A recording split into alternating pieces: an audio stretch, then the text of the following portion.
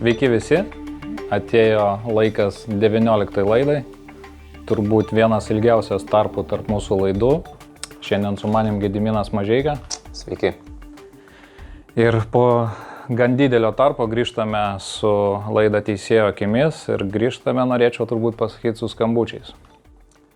Taip, nelengva šnekėti, turime nedaug situacijų, turime tik 2 situacijas, tačiau abidvi ganėtinai, sakykime taip, skandalingos ir plačiai nuskambėjusios, tai bandysim paaiškinti. Ir pradėsime nuo situacijos iš taurės pusfinalio, iš Marijampolės. Jūs jau turbūt irgi matote savo ekranuose. Buvo paskirtas antram kėliny 11 metrų baudinys. Pabrėšime, kad rungtynės buvo su varu. Sprendimas. Važiuok, ramiai. Man pendelis, baltas ne... Jūs nemojuotin. Iš toliau. Mėlynas išmušo, baltas iš galo. Jam per kojas. Kirlis. Kad ir kamuolys iš Sulėtintai po kadrą. iš galo.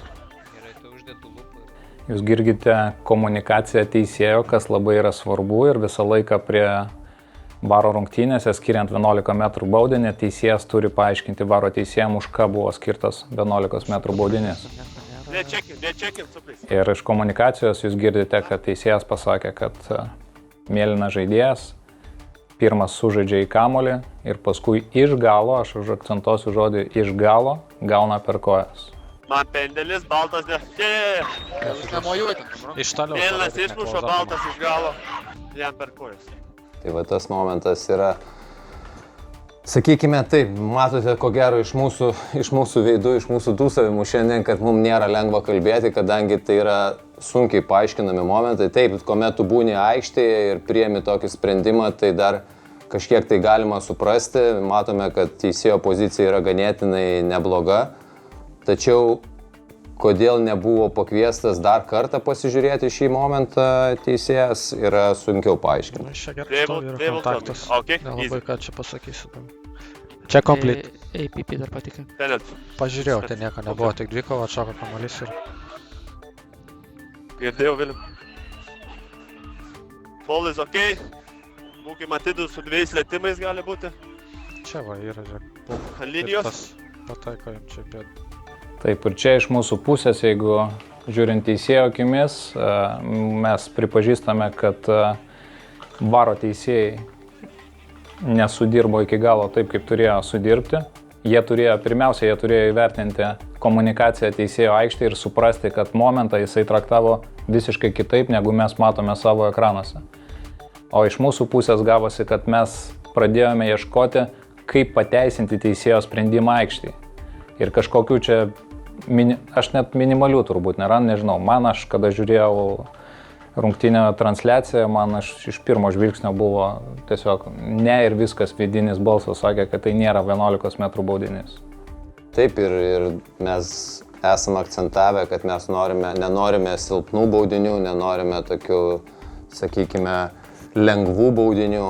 Ir šitas baudinys, tai, jis iš vis nėra baudinys, bet tai yra labai lengvas, labai silpnas baudinys.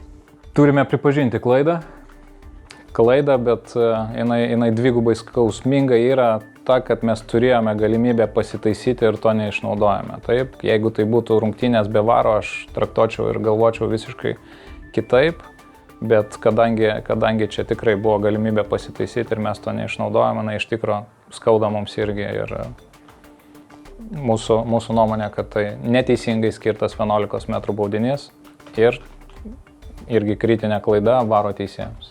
Toliau irgi labai nuskambėjęs momentas kelios dienos prieš tai. Tai rungtynės Šiauliuose su Hegelman.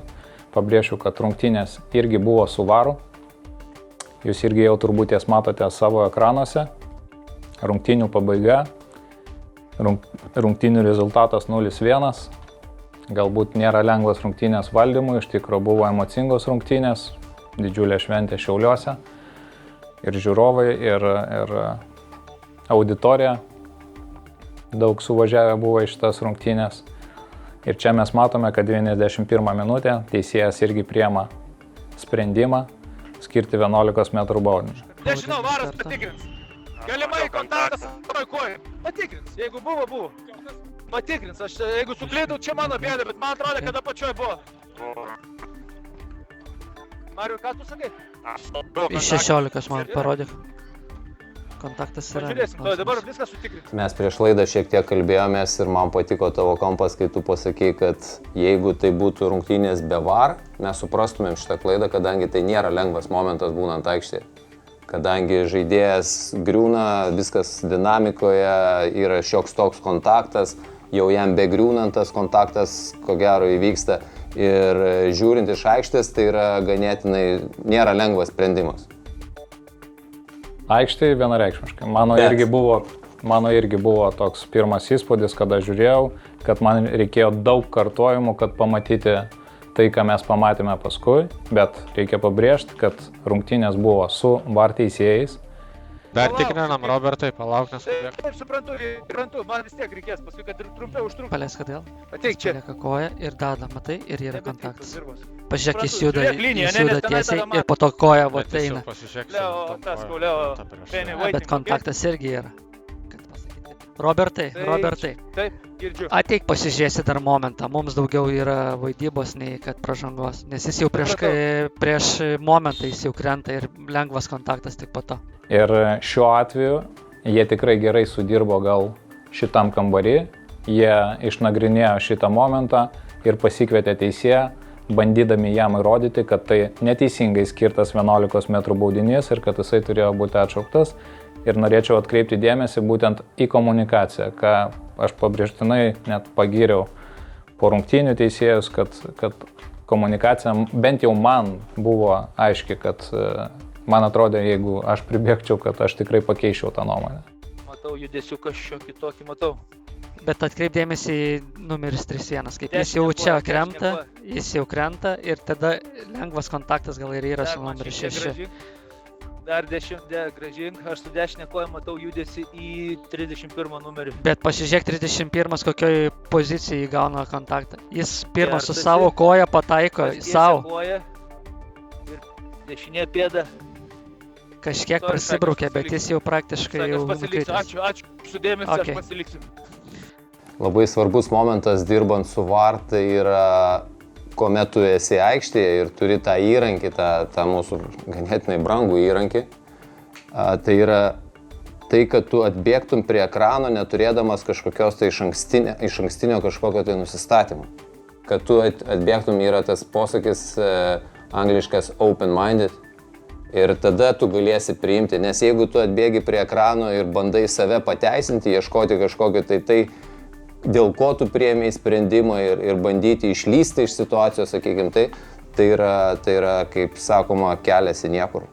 Ir aš manau, kad šiuo atveju šito mums ir labiausiai pritrūko.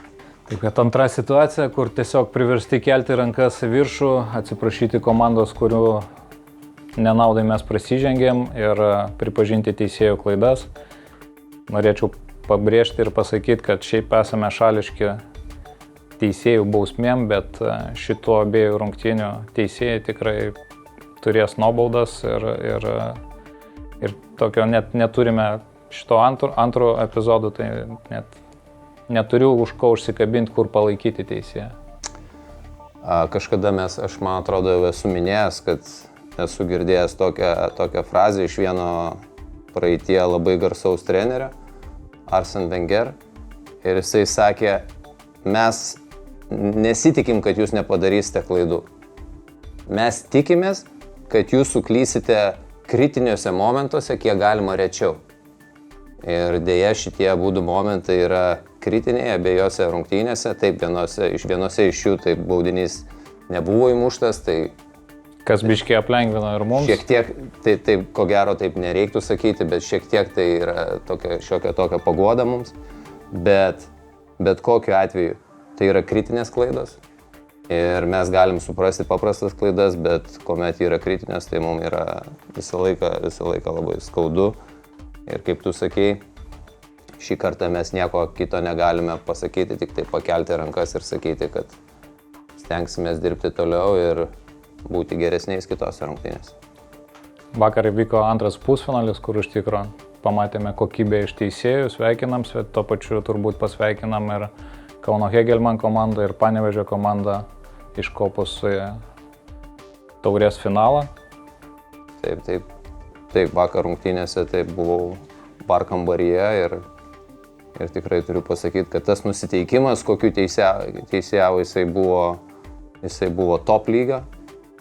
Ir taip komunikacija buvo, kaip mes jau kalbėjome, šiek tiek gal kai kuriais momentais keistoka, bet galutinis rezultatas geras, mes tom rungtynėm tikrai esame patenkinti. Šiek tiek užvėlavom su šitą laidą, žinodami, kad vakar buvo dar vienas pusfinalis ir ta tendencija klaidų buvo, tai norėjome išlaukti ir tada išeiti į eterį, tai po vakar pusfinalio norėtume sakyti, gal mes grįžom į tą gerą kelią ir palinkėti savo teisėjams, išlaikyti tą mūsų paskutinių rungtynių kokybę ir kad tokios klaidos, kokios įvyko šią savaitę, kad jos nepasikartotų. Tai tiek šiam kartui. Ačiū. Ačiū ir tikimės, kad likę turai bus be mūsų laidų. Iki.